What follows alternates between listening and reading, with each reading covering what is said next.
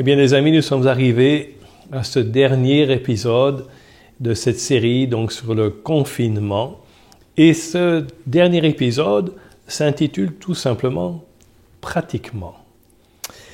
Qu'est-ce que nous pouvons bien faire pratiquement pour aller de l'avant et essayer de surmonter cette situation, cette épreuve par laquelle nous passons tous?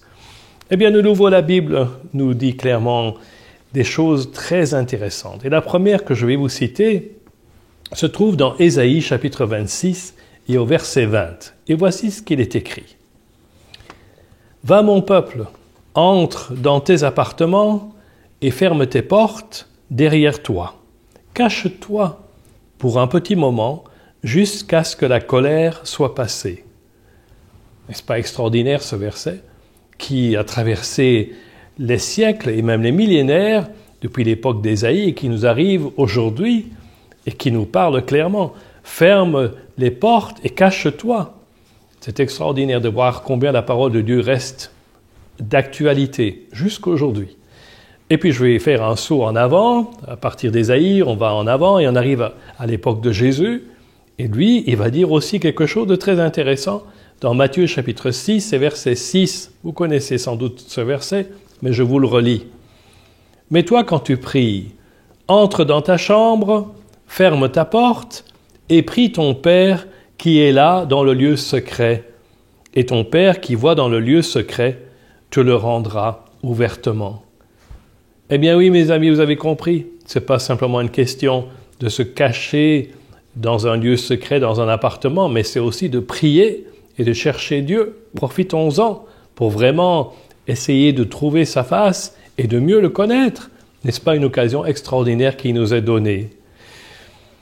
Vous savez qu'Emmanuel Macron a dit le 21 avril 2020 « Aucun grand rassemblement religieux ou autre ne sera autorisé en France avant la fin de l'été. » Donc, il ne faut pas être impatient.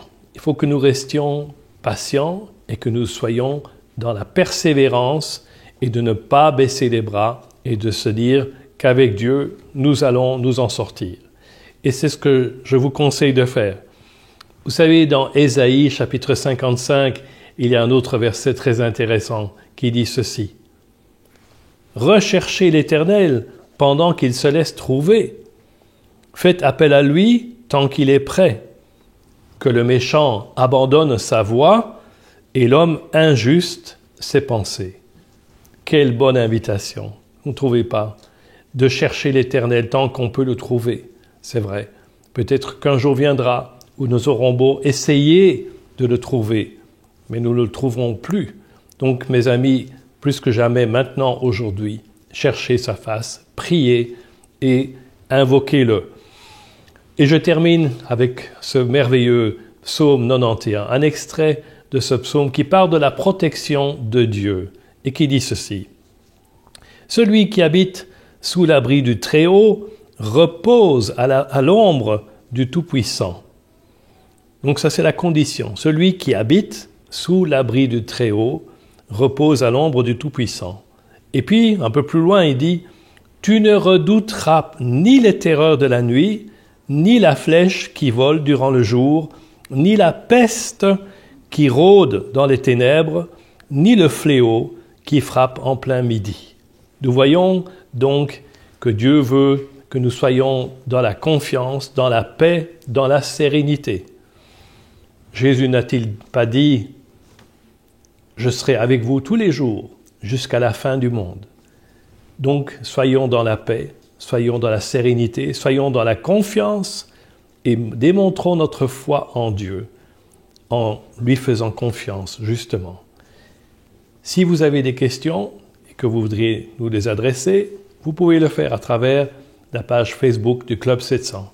J'espère que cette série de petits segments a pu vous encourager, a pu vous édifier et a pu aussi vous défier. Que Dieu vous garde.